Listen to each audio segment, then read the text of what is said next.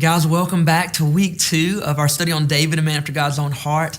Thank you so much again for letting me be a part of your time together of prayer and study of God's Word. Today we're going to be jumping forward a little bit in the story, and we're going to be looking at an interesting time in David's life, a time where even though he was really doing a lot of things right, he wasn't being rewarded for those things. He wasn't being blessed for those things. He was actually being persecuted for those things. And so for the icebreaker today, before we dive into the scriptures, just discuss among your group, has there ever been a time in your life where someone gossiped about you, where someone said something about you that wasn't true, or someone dishonored you? And I know the answer is going to be yes for all of you. And if someone in your group says the answer is no, then you need to have them, because I can't believe that they've never experienced that. It's a universal human condition. But take a little while and talk about those experiences. What happened in the situation? How did it make you feel? And as believers, how can we make sure that we walk forward in a culture of honor? So take a second, talk about a time someone dishonored you, and share what did it feel like and what were some of the fruits of that experience. And I'll see you in just a minute.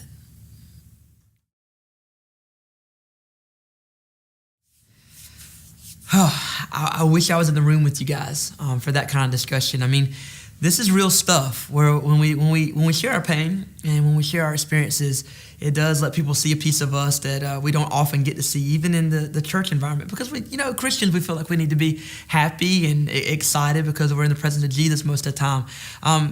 Because of some of the things I mentioned last week, the fact that I am a little shorter, the fact that my voice is a little high, there are times I go through the drive-thru and someone says, "Ma'am," it happens. Because of those things, I definitely had my share of being dishonored. But probably the one that was the hardest for me actually had nothing to do with just the guys that were in my group that ribbed me and gave me a difficult time. There was actually a time when I was probably right around 16 years old, and was dating a young lady that went to a different high school than me, and she was a little bit younger than I was, because I've always looked younger, and I went to a dance with her, and in the dance we actually shared our first kiss, and I felt like it was a mutual exchange, and I felt like that it was something that was pretty amazing as a young man. That first kiss is always really special. Come to find out though that this girl apparently felt very pressured in that kiss and did not feel the exact same way, and so I found out a few days later that there was a rumor going around this other school that I had really pushed her and that I had really pressed myself onto her, and so that my character was being questioned. And at this point in my life, I already felt a calling into ministry, and it was very, very heavy that this person was saying that basically I forced her to kiss me and did some sort of things. To be honest with you guys, I did reconcile things with her. We didn't stay in a relationship, but before that happened, this girl and her mama were actually at a grocery store in Williamston, and my mom, who heard the story from my side and had heard the rumors from the other side, my mom was in the checkout, and my mom did what mamas often do. She let this girl have it, and let her know my future plans, and let her know my character, because it was being questioned. And so I wasn't there, but it sounded like it was a pretty amazing experience. I know what it feels like to have people say things about you that aren't true. And as we look at the life of David, there are really two amazing stories here that I want us to take a look at. One's found in 1 Samuel 24, and the other one is in chapter 26. And David is on the run from King Saul, the man that he loved, the man that he served, the man that he was devoted to, and in some ways looked at as a second father figure. Saul had begun to become so jealous of David that he wanted to eliminate this potential threat to his throne. And so David's on the run from this man who should be his friend. And in both of these stories, God puts David in a position where he could take out King Saul. And let's just be real here. Let's just put ourselves in the place of David. We're on the run for our life. People are literally trying to kill us. And we have the opportunity, two opportunities, to kill the person that is our greatest enemy, to kill the man that's rallying up the army against us. Again, David had support from the prophets. David had support from other people in the army. If Saul was gone, the pathway was paved for him to step into his destiny as king. It had been very easy for me, for you, for any of us to take those opportunities instead of doing what David did. David, instead of doing what was easy and what was just, he chose to honor his king, even though his king wasn't being a very good king. And so as we go into some questions, again, I kind of want to put you in a place where you're being a little transparent and real. We strongly believe that in our church at Ignite, that it's important for groups to do that we can't do life alone, and we need to let people see who we really are. So just, again, describe a time where someone hurt you. So a different example than our icebreaker, which could have been a little lighter, but describe a time when you were really hurt by somebody. How did you react to it? Did you react like David and take the high ground, or did you do what is human? And probably most of you have stories on both sides. I know that I certainly do in my life. So take some time and share one of those stories where someone really wounded you and you either did the right thing or you did the wrong thing. And after you do that, let's take a moment and really look at David. He would have been a better king than Saul. He was a better king than Saul. And in these stories, we see why. And instead of taking the easy path into quick kingship, he chooses to honor this man that is not showing him honor. I know that there are people in your life, and there are definitely people in my life, that sometimes it's difficult to show honor to them. It could be someone in authority, a boss at your work. It could be your pastor at your church. It could be a family member that you know you're supposed to love and honor because they're a family member. It could be a neighbor that seems to always, illustrate what's wrong with you. It makes them feel better about them. Describe that person and describe what would it look like? What would your life look like if you treated them and everyone else like Jesus? Like pretend that boss was Jesus. How would you treat them differently? How would you feel differently when they walked in the room? Pretend that other person was Jesus. What would change in your relationship with them? And how could that affect the dynamic of your workplace, of your home, of your neighborhood? Because if we really, as Christians, treated everyone around us the same way, with the same honor and respect as we treated Christ, I think it changed the way we speak, the way we think, and the way that we live. So take a little while to discuss it, and we'll jump back into this amazing story.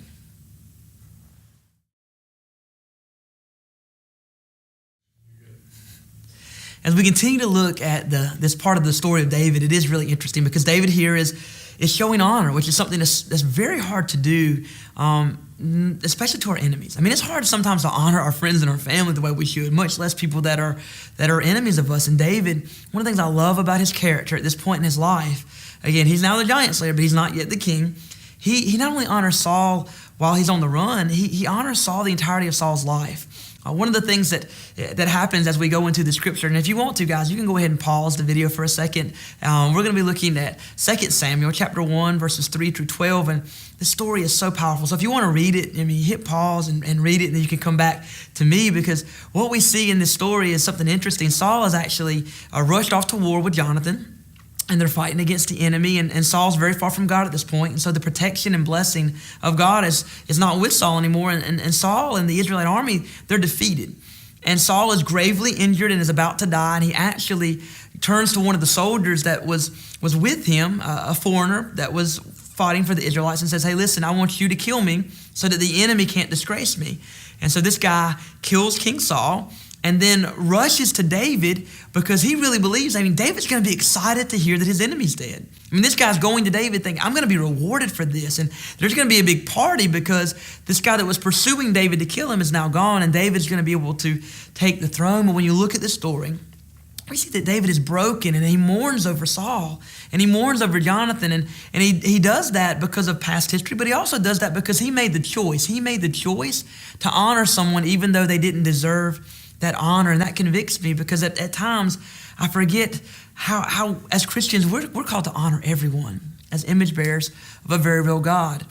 It's easier to say negative things about people than to say positive things about people. It's more natural to criticize than to encourage and uplift. And so as you get together in your group, I want you to talk a little bit about that. Why is it easy to share negative things about others instead of intentionally and purposefully honoring others by lifting them up when you're outside the presence? So when you're not with someone and they do something wrong, it is natural and it is visceral and it feels good to let other people know what's going on. And yet, when the inverse is true, when someone really succeeds, when someone's really blessed, when someone's going through something beautiful, sometimes it's hard for us to admit that somebody else is experiencing something that maybe we wish that we were. So talk about that as a group. Why is it easy to do that? And how could our conversations be different if we were intentional about honoring people when we're not with them? And then secondly, to follow this up, and guys, I'm so guilty of this. Do you ever find yourself talking to other people about your problems with someone instead of going to that person themselves? For some reason, again, it's easy for me to share my gripes with other people, with another group of people, but it's hard to go to the person that's hurt me and really talk about it so that we can be healed. When we go and when we share things that we're dealing with others, it doesn't change anything. It doesn't help anything. It doesn't bless anything. But when we go to the person that's wounded us, when we go to the person that there's tension with us, that can radically change the situation. So talk about why is it so hard to do one and not the other? And again, go even farther than that and talk about how would our lives be different? How would our reputations be different? How would our churches be different if we made sure that we were intentional in going to the person that we have an issue with instead of sharing with everyone else about the issue we're dealing with? So talk a little bit about that as a group, and I hope you'll discover how we can have honor in the same way that David had for this guy named Saul.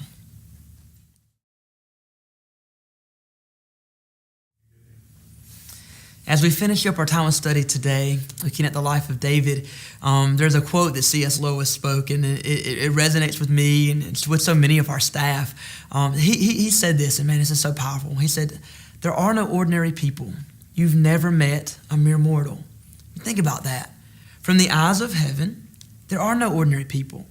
All of us are spiritual beings. I mean, that's powerful. All of us are created with an immortal soul that will either be with Christ or forever be apart from Christ. So as you're living out life today, tomorrow, and forever, there is no such thing as an ordinary person.